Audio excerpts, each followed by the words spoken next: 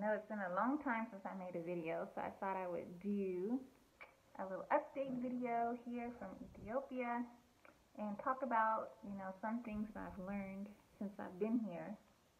I've been here in August, it'll be 3 years, if you can believe that. That's a long time. And at some points I'm like, whoa, I can't believe it's been 3 years. And at some point I'm like, yeah, it's been 3 years. I just want to go through some things that I've learned. And the first thing that I have learned is patience. Living here in Ethiopia, you have to be patient because, sometimes things just not going to work out, and you can't call nobody to complain. You can't write a letter. You just have to wait. Just now, since I've been here, my house has not had its own power. And so we've been sharing with someone who's way on the other side of the neighborhood. And we've had many difficulties sharing with this person to a point where they would cut my power off so they could use more of the power and then charge my house owner, the renter, more money, the house owner. And then say, and then it's like, you can't do anything about it because I need power. The only person I can share with is that person. So just recently, this past week, they put in, the new transformer was put in a year ago, and I was like, oh yeah, so maybe within a month or so. And my guard, I remember him saying, oh yeah, so maybe within a year. And I'm thinking, why a year? It's there, it's ready to go. But he's lived here all his life, so he knew it would take a year, even though the transformer was put in place. So now they are hooking up the system, and maybe within, who knows, I'm not even going to guess, but maybe a month, 2 months, whatever, they will connect us. Well, we are connected. They just need to turn it on. So whenever they turn it on, then my house will have its own power. Praise God. So you just have to have patience.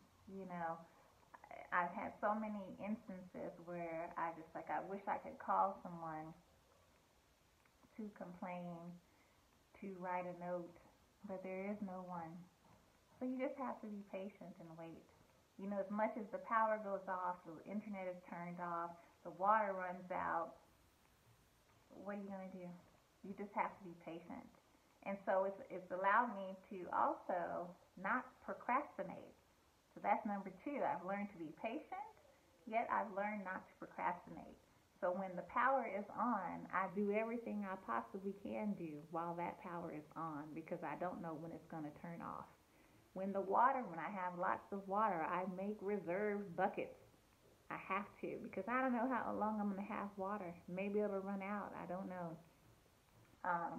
But I try to not procrastinate. So if I have an assignment I need to do on the computer, then I do it.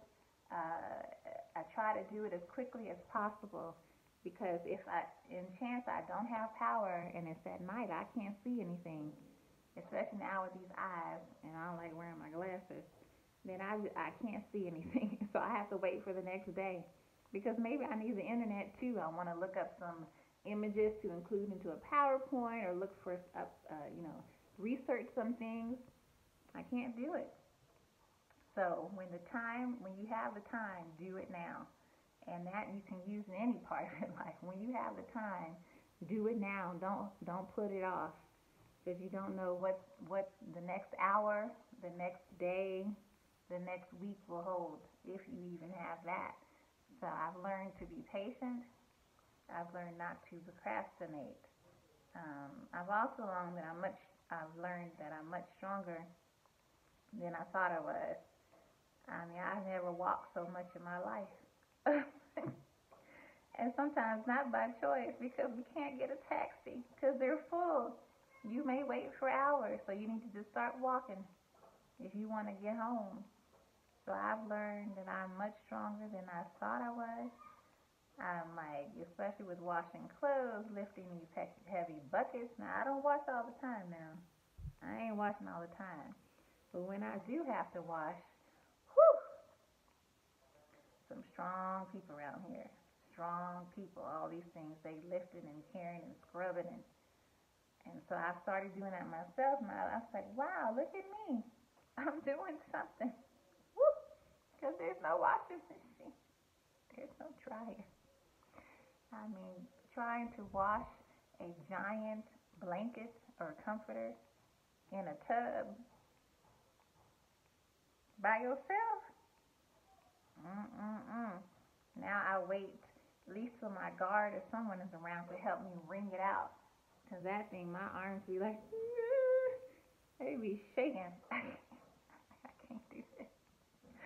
Woo, but I've gotten much stronger, I think. What do you think? Is that look stronger? I don't know.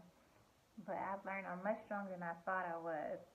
And I've been able to manage. Sorry. I had to pause because I didn't know if someone was knocking at my door. That's another thing. Nobody has doorbells here. And everyone has a giant gate around their house. Giant, tall, 6 foot, 7 foot gates around their house. And so all you hear all day is and I'm thinking, is it me? But I'm not expecting anyone, but that doesn't matter. It doesn't matter if you're expecting anyone here. Because people just show up. Lots of people all day. I haven't gone one day where at least one person doesn't knock on my door. And it may be for a variety of things. They may be asking for money, asking for food. They may be looking for someone's house and they don't know exactly where it is. They know it's in the area because there's no street signs here. And someone may tell them, oh, you're in this area. So they're just looking around. Do you know this person? Do you know that person? I've had a lot of trouble with my Wi-Fi. So sometimes there may be the Wi-Fi telecom people coming. And for a while, they didn't know where my house was. And so sometimes I would hear a man going down the street, La Tessa, La Tessa. And I'm like, what? And I'll see this man walking down the street with the phone receiver on his shoulder. And I'm thinking, oh, he must be for me. Because that's just how, nobody calls when they get to your door. They don't call. They just bang, bang, bang, and yell. And so I'm always running to check to see, is that for me? Is that for me? And then sometimes I don't hear the door at all, and people will call me when they've left and said, hey, we stopped by your house and you weren't there. I said, you did? I said, why didn't you call? They don't call. They just bang, bang, bang, bang. And so I always have to be alert. And you always need to be dressed and ready because you never know who's going to stop over. But anyway, the other thing that I learned, what is this, number 3, is that life here is, simple, but not easy. Okay, so what I mean by that is, it's easy, but not simple. I don't know which way that goes, but you see simple, easy? I don't know. But the thing is, here, there may be only one way to do something. But that way may not be easy, but it makes your decision easy, okay? There may be only one way to do something, and it may be a whole antiquated, laborious, difficult way, but it's the only way to do it. So there's no confusion. You can't do it any other way. You can only do it one way. So it makes things, for example, there's only one internet provider here, and they're not the best, but they're the only one. They have no competition, so there is no incentive for them to make things easier for you. Okay? So it makes it simple. You already know if you want internet, we go to here, the telecom. But if you want to complain or why? Why waste your phone credit? Why waste your phone credit? There's no way to do that. And there's many other things that are just like, why are you doing it this way? Oh, it's the only way to do it. Okay. But I also learned, that just because it's the way we do things in America doesn't mean it's the best way. What I have appreciated here is because you have to be patient and things may not always go as you expected. It gives you time to actually see people, talk to people, genuinely talk to people, and know what's going on with them. Um, you stop, you have coffee, you talk. I mean, you could be on your way to somewhere, and you just stop to have coffee. You run into someone else, you start talking, and time is, irrelevant sometimes. It's just kind of like, oh, and people will understand if you come somewhere late and you say you stopped to do this or that. Oh, okay, because maybe they're late too. So time is not relevant here. The time is getting here and there, but the time that you spend is quality.